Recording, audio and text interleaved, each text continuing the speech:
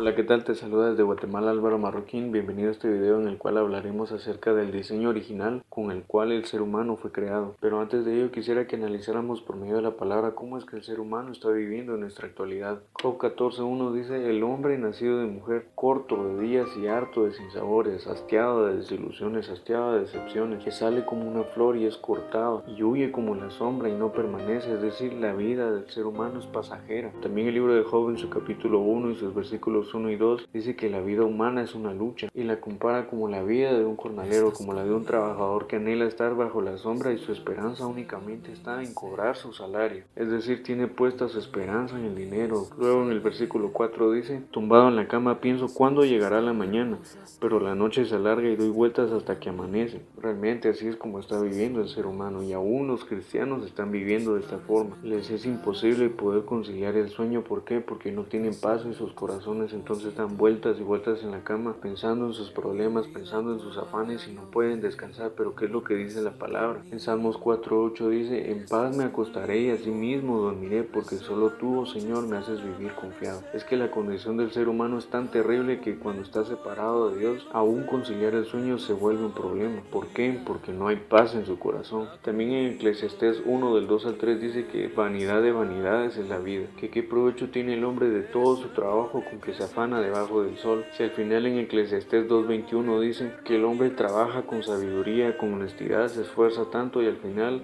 no disfruta lo que ha producido, viene otra persona que no trabajó por ello y lo disfruta.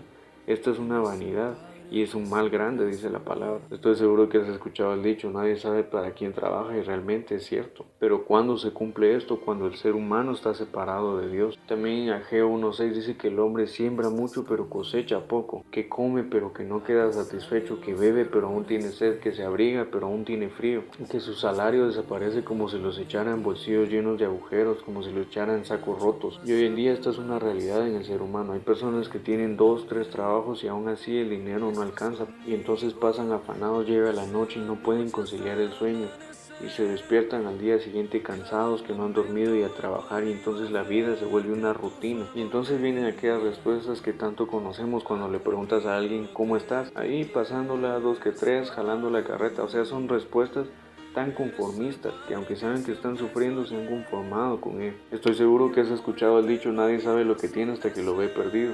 Pero en realidad el hombre no sabe lo que perdió y entonces se conforma con lo que tiene, se conforma con esta vida tan cargada, tan llena de desilusiones, tan llena de decepciones, y entonces se acostumbra a vivir así. Pero ¿será que realmente este fue el diseño original con el cual el hombre fue creado? Es que realmente el hombre se ha conformado a vivir de esta forma. ¿Por qué? Porque no sabe lo que ha perdido, no sabe el diseño original con el cual fue creado. Pero entonces, ¿cuál es este diseño del que te estoy hablando? Bueno, quisiera que me acompañes a Génesis 1:26 y 27, y dice: entonces dijo Dios: hagamos al hombre a nuestra imagen y semejanza, y señoree sobre los peces del mar y en las aves de los cielos, y en las bestias y en toda la tierra y en toda serpiente que se anda arrastrando sobre la tierra. Y creó Dios al hombre a su imagen, a imagen de Dios lo creó, macho y hembra los creó. ¿Por qué pareciera que la Biblia redundara en decir que el hombre fue creado a imagen y semejanza de Dios, a imagen de Dios los creó?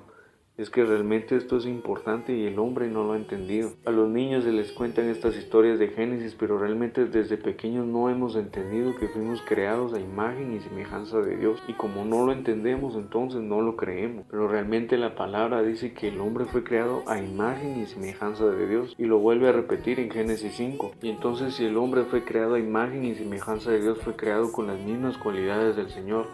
Ya vimos que el Señor es eterno y el hombre había sido creado con esa misma naturaleza de eternidad. También la palabra dice en Juan 4:24 que Dios es espíritu, y de igual forma el ser humano había sido creado como un ser espiritual. Y también dice que la naturaleza del Señor es de realeza, y con esta misma naturaleza de realeza el hombre fue creado. Por eso dice en el pasaje que acabamos de leer: y señoree sobre las aves de los cielos, señoree sobre los peces del mar, sobre las bestias del campo, sobre todo animal que se arrastra, sobre toda la creación.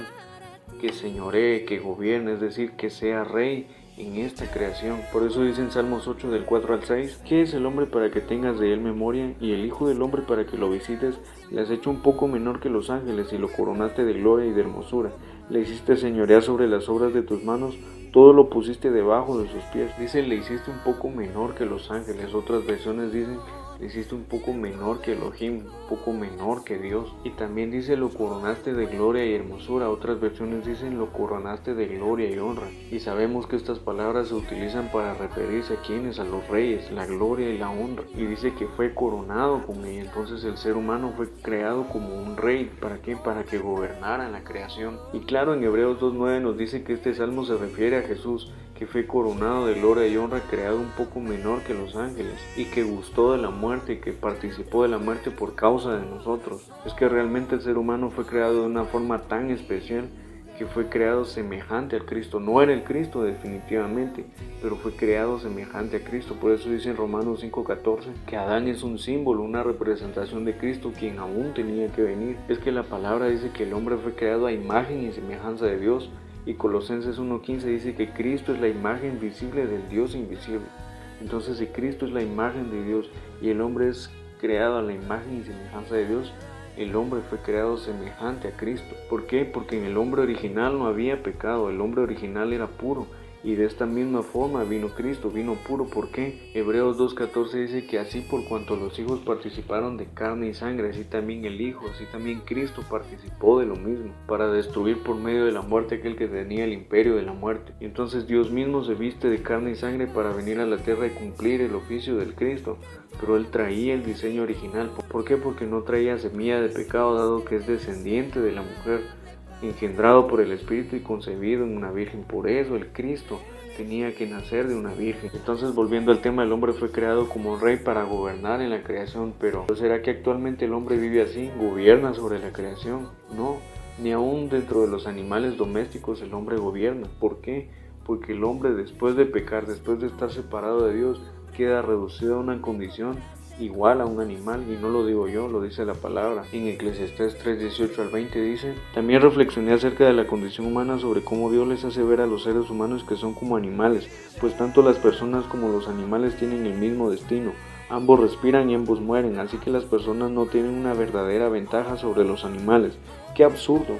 Ambos terminan en el mismo lugar, del polvo vienen y al polvo vuelven. En Génesis 2:19 el Señor le dio autoridad al hombre para nombrar a los animales. Pero en Génesis 3, cuando el hombre y la mujer, que todavía era mujer, todavía no era Eva, pecan, entonces vienen todos los demás problemas. Y podemos ver en Génesis 3:20 que entonces Adán le pone nombre a la mujer, le pone el nombre de Eva, que es madre de los seres vivientes. ¿Por qué?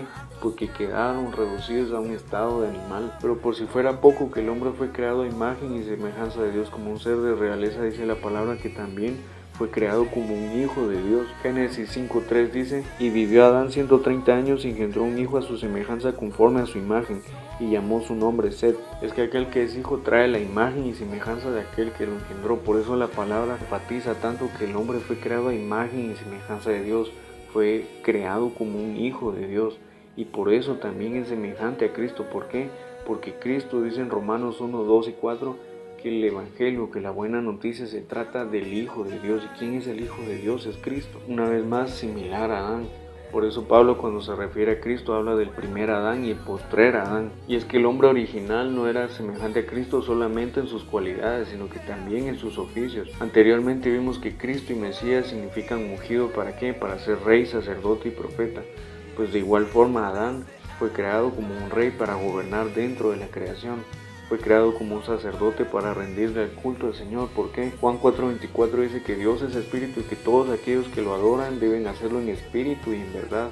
Y Adán podía darle el culto al Señor. ¿Por qué? Porque él tenía el espíritu del Señor y entonces podía rendirle culto, podía ser sacerdote. Y también él era profeta. ¿Por qué? Porque en el nombre del Señor le puso nombre a los animales y le hablaba a la creación en el nombre del Señor, es decir, era un mediador entre Dios y la creación. Y también el Señor los creó como seres bendecidos, como criaturas bendecidas. Génesis 1:28 dice: los bendijo Dios y les dijo: fructificad y multiplicaos, llenad la tierra y sojuzgadla. Les estaba diciendo: llenen la tierra de mi imagen, llenen la tierra de mi gloria. ¿Y por qué? Es que el hombre era semejante a Dios a tal punto que era considerado un poco menor que Dios por Dios mismo. Y el Señor quería que la tierra fuese llena de la imagen de esa gloria con la cual el hombre fue creado. Génesis 2 nos habla del lugar donde el Señor puso al hombre, nos habla del Edén.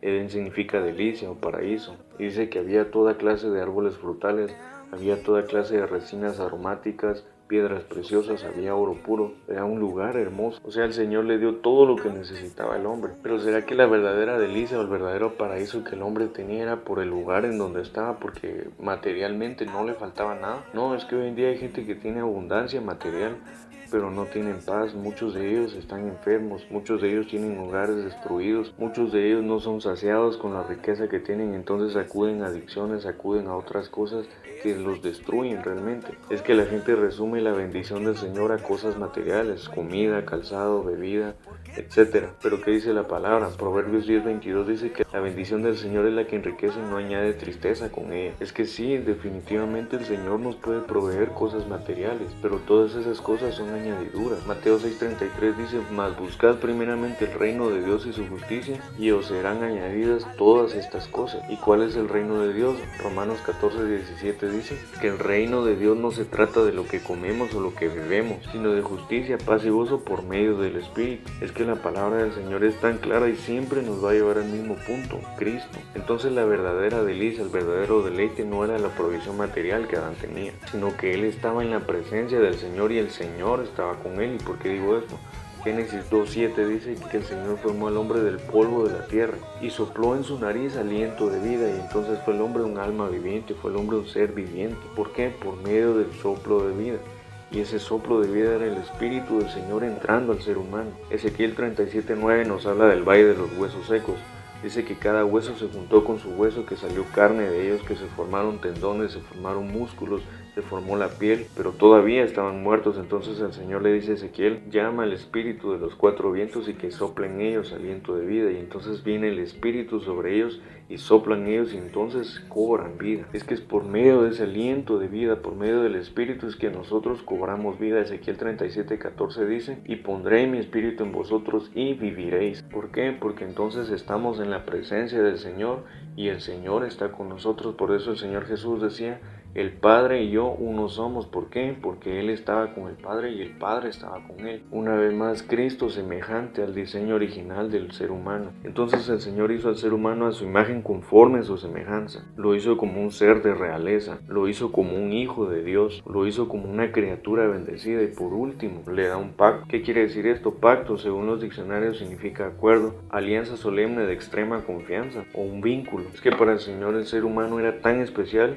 que de toda la creación prefirió poner su confianza en el hombre. Y entonces le dice en Génesis 2:17: mas del árbol de la ciencia del bien y del mal no comerás de él, porque el día que de él comieres morirás. Mucha gente dice que Dios tentó al hombre y cuestiona diciendo que si Dios sabía que el hombre iba a fallar, ¿por qué puso el árbol en medio del huerto? ¿Por qué no lo cercó? Pero la verdadera pregunta es ¿por qué Dios le da ese pacto al hombre? Y ya vimos que pacto significa vínculo, es que el Señor quería formar un vínculo, una relación con el hombre. ¿Y qué era lo que le estaba diciendo con este pacto? Le estaba diciendo: sí, tú eres la imagen de Dios y eres superior a toda la creación, pero yo soy tu creador, yo soy la imagen que tú estás reflejando. Estaba estableciendo un vínculo entre padre e hijo, creador y creación, imagen y reflejo. Eso era el pacto, eso era lo que el Señor quería, dejar ese vínculo. Y era algo tan sencillo de cumplir para que el hombre lo hiciera sin ningún esfuerzo y pudiera disfrutar de todo lo que el Señor le había dado. ¿Y por qué lo puso en medio del huerto? Para que el hombre estuviera donde estuviera, se recordara siempre del pacto que el Señor le había dado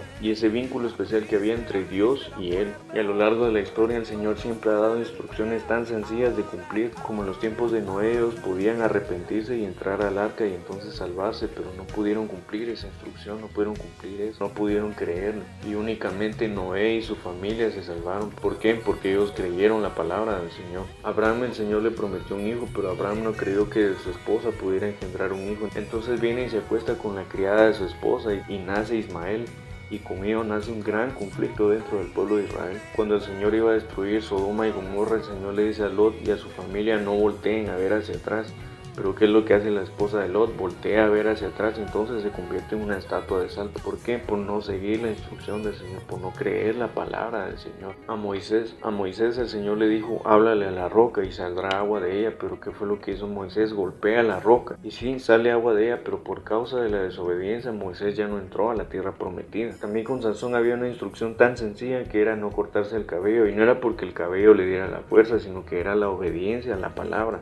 la que hacía que viniera la fuerza sobre él por medio del Espíritu, pero de igual forma no pudieron creer la palabra y entonces no la cumplieron. A Saúl el Señor le dijo por medio de Samuel que destruyera todo cuanto había en Amalek, animales, niños, hombres, mujeres, ancianos, todo. Pero ¿qué fue lo que hizo Saúl? Mató a todas las personas y mató muchos animales, pero de los animales escogió lo mejor y se lo llevó, no los mató. Y por causa de esa desobediencia el Señor lo desechó. Es que el pecado que cometieron todas estas personas, ni aun Adán, fue de tipo moral o de tipo sexual, sino que el verdadero pecado fue no creer la palabra y no obedecer la palabra que el Señor les había dado. El Señor es fiel, bueno y misericordioso y siempre ha querido restaurar ese vínculo entre Dios y los hombres. Por eso el mensaje de sus profetas siempre fue: arrepentidos y convertidos, vuélvanse a la senda antigua. Isaías 1:18 dice: vuélvanse a mí, estemos a cuenta, si vuestros pecados fueren como la grana, como la lana serán emblanquecidos. Y también Isaías 59:1-2 dice: he aquí que no es cortada la mano del Señor para salvar, ni es agravado su oído para oír, pero vuestras iniquidades han hecho división entre vosotros y vuestro Dios, y vuestros pecados han hecho cubrir su rostro de vosotros para no oíros. Pero ¿por qué el hombre, por más que el Señor le da pactos sencillos, cosas sencillas de obedecer, el hombre no las puede cumplir? ¿Por qué no las puede creer ni obedecer? ¿Por qué para el hombre es tan difícil obedecer al Señor, agradarlo, hacer su voluntad? ¿Por qué? Por más que ayune y que ore y que haga caridad, que sea muy ético, que sea muy humanista, el hombre aún está apartado del Señor. Es que la condición del ser humano apartado de Dios es tan terrible que las grandes mentes de la ciencia han preferido creer, defienden a capa y espada, que el ser humano viene del mono, y no creen entonces que el ser humano fue creado a imagen y semejanza de Dios Todopoderoso. ¿Por qué es que esto pasa? ¿Por qué el hombre vive de esta forma? Aún los cristianos viven de esta forma. ¿Por qué? Porque hay un problema que hace que el ser humano pierda la imagen y semejanza de Dios, que pierda esa realeza, que pierda esa identidad de hijo, que pierda esa bendición con la cual fue creado. Y para conocer más acerca de esto, te invito a que me acompañes en el próximo video, el cual será: ocurre un problema. Que Dios te bendiga.